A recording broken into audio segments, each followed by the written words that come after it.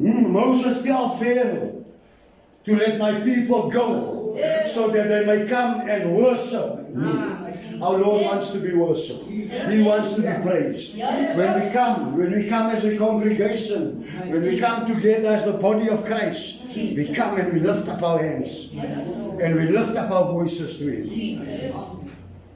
Yes. I cannot be seated. I cannot be looking at the person next to me.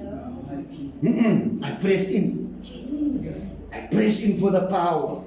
I want to draw virtue from the Lord. I want to draw power from the Lord. Because there is some things in this life that is too difficult for me to do. There's some things in this life that is troublesome for me. But I know when the power of the Lord comes upon me, then I can do all things. With Christ. It was time.